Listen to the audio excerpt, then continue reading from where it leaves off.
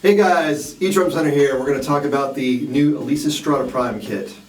So this is a new kit that's just coming out in 2024, and it's got everything new on it. New module, new cymbals, new pads.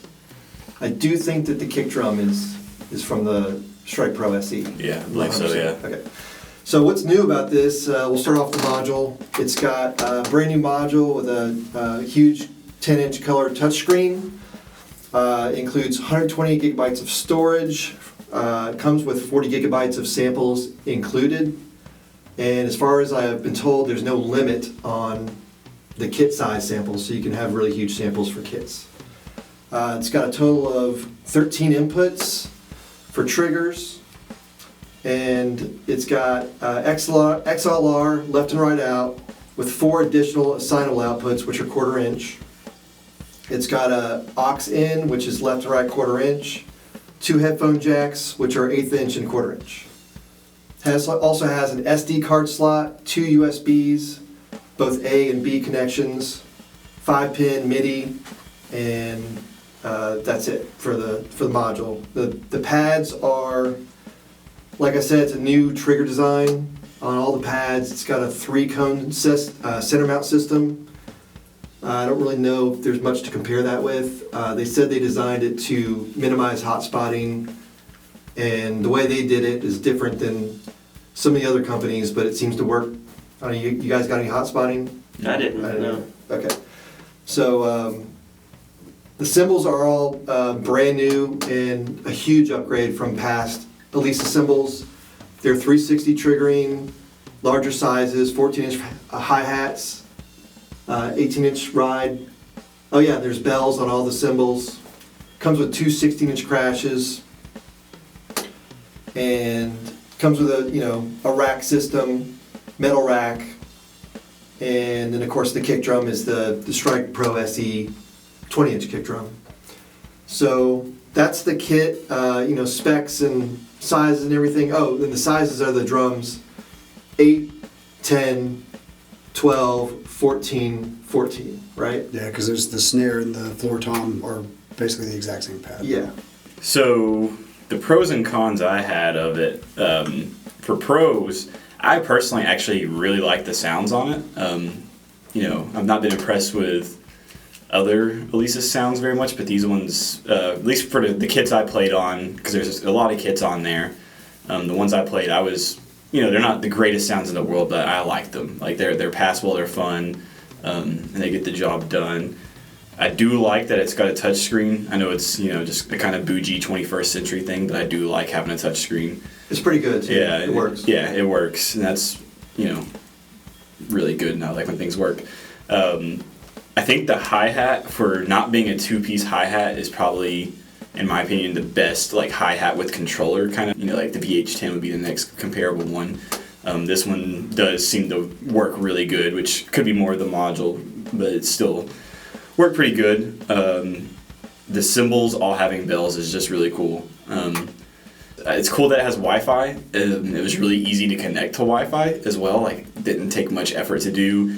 And then there was actually an update for it, and I didn't even have to click on the update. It was just hey, you've connected to Wi-Fi now. We've seen that there's a update, so here it is. And then I actually think the kick feels really good. I don't hate it. So that was a pro. Then going into cons, and I kind of put this in the middle when we mentioned a hot spot earlier, is we did kind of coin a term, is it doesn't have hot spotting, but it does have a hot zone. Mm-hmm. And because if you go too far outside of the center, it's obviously a little less, I won't say responsive, but not as hot as the middle. But it's not a hot spot. Typically with a hot spot, you're going to hear it bam, there's a big hit. But this doesn't have that, but it is a more hot zone in the middle. But that's like an acoustic drum. Yeah, exactly. That's why I kind of put this on the in-between of pros and cons. It's not really a con, it's not really a pro, it's just what it is. But the first con for me is I timed it. It takes 31 seconds for the module to turn on. No one else takes that long. You turn it on and it just sits there booting up. I mean, it is a computer at the end of the day, but no other module takes more than 5-6 seconds to turn on. This one literally timed at 31 seconds.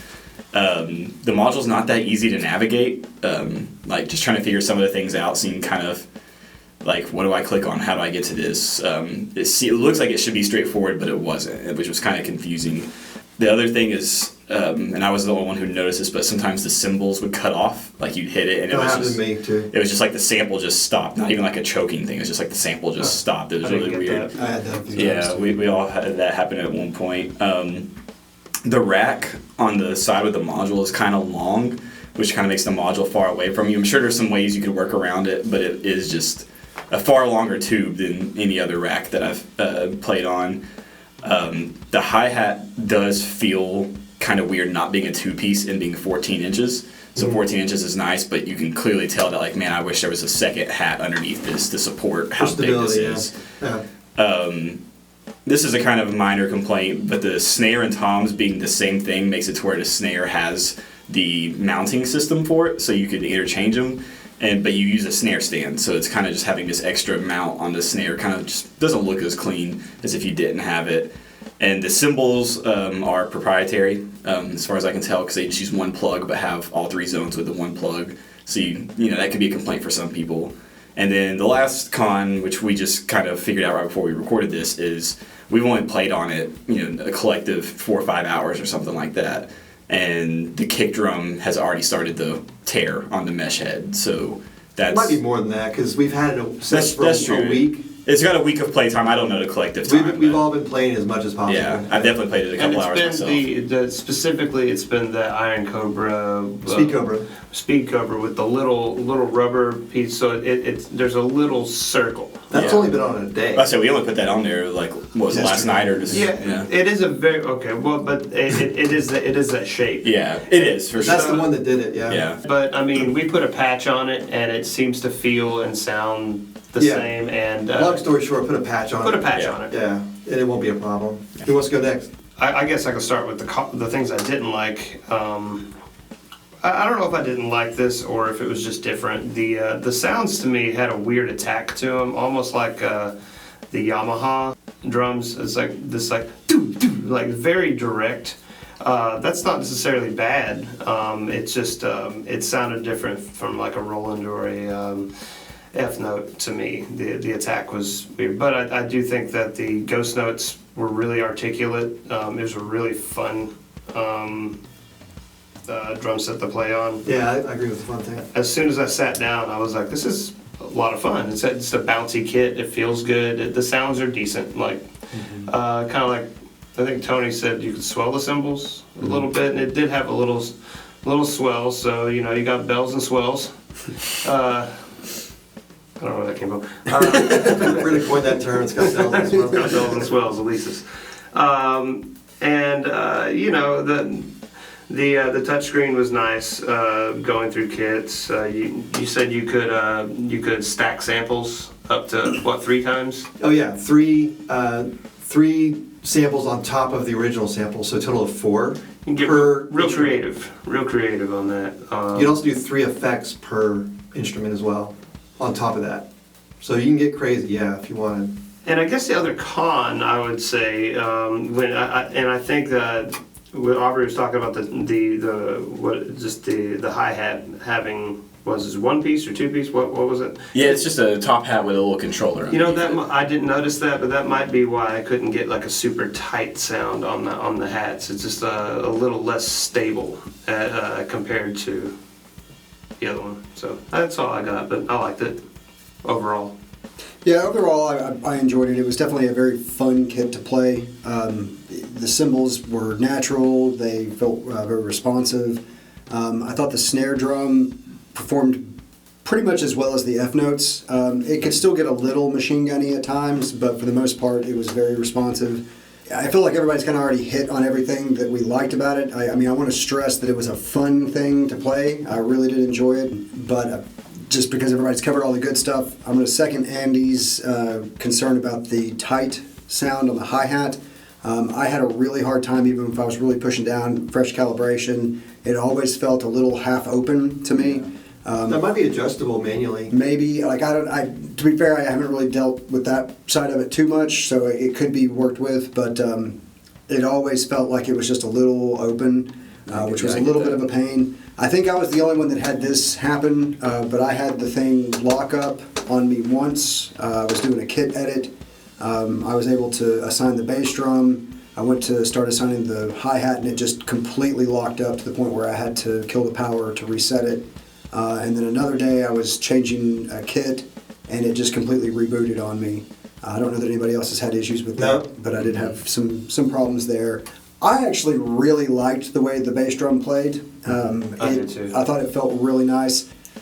It's a good kit. I mean, especially for the money. I think it would be one I would consider. So I wanted to point out that the cymbals are a slightly strange shape.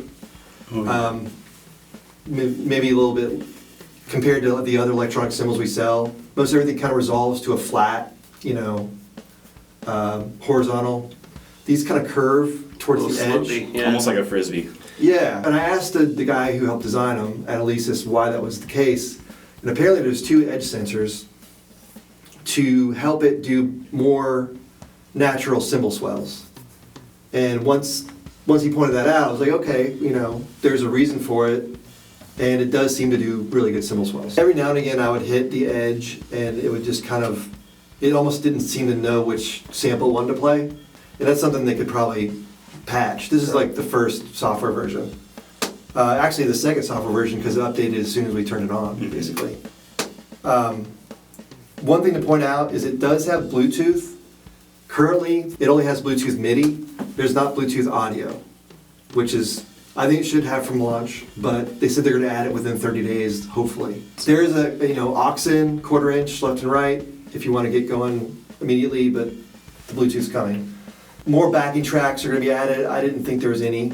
So make sure you update your module right away, and you'll get all that stuff, right after the update. We all created a custom kit, which wasn't that difficult. Except for the one time that it locked up on me. Yeah, locked up on you. It locked up on me, thankfully.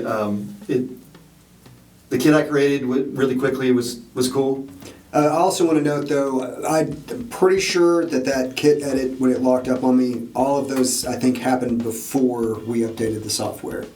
I'm pretty sure That's true. I did, yeah, I updated it yesterday morning. So, yeah, 'cause it happened to me before that. So, since we've updated, we haven't had that problem, so... Yeah, we should have updated it right away. Yeah. We got lazy and didn't want to put in our Wi-Fi or something. Something like that, yeah. So update right away. Back to that. It has 74 kits straight out of the box. Right. Everybody has their favorites. There's definitely something in there for everybody, I think. I like some more than others, of course. One thing nobody's pointed out is this kit is really quiet. Like the cymbals are quiet, the mesh heads are quiet, even the kick drum's quiet because it's got a foam behind where the beater hits. One of the quieter kits we sell, I think. Yeah. That's usually my big complaint about some kits. Is it's just like acoustically. Like Yeah. For me, the whole point of electronic drums, like not the whole point, but one of the big points is One that of them, yeah. they're not loud. Yeah, this kit seems to have, nothing on it seems to be a hot spot. I meant to get the decibel meter out when everybody was playing it and actually measure it, but I think just for my ears, I think everybody agrees it's quiet, right? Okay. Yeah. So my only real negatives on it, which, I think can be fixed, I think it needs a home screen. I was using the kit button as the home screen, but I just kind of figured that out. And again, none of us opened the manual, so, I will point out we will do another video on this, after we have more time with it, more of a deep dive kind of thing. Where we just read the manual out loud. We'll just read the manual to everybody. We're a little pressed for time getting this video out for launch, so we would like to have more time with it, but we haven't. So my other gripe is it takes a little while to load kits. When you're going from one kit to another, you can either use the dial and press the dial button as your enter button, or you can double tap on the screen, the touch screen. Either way, it's multiple seconds. You can use the plus or minus buttons too to advance one at a time, which is handy and nice. But yes, either way, it's. I've noticed that plus or minus was the slowest of all the ones, which I found interesting. So I thought that'd be the quickest. I never even used that. I just use a touch screen. Yeah. Every time. I think other than that, I think everybody agrees it's a fun kit to play. Yeah. It seems to work. Everything seems to work. I think it will definitely improve. It's got some features coming. like the Bluetooth and stability, I think will definitely improve over time. We kind of need to cut this short so we don't make it a 30-minute video. Thanks for watching and listening, and we'll do more videos on this. There's playing coming, and subscribe, and we'll talk to you guys next time.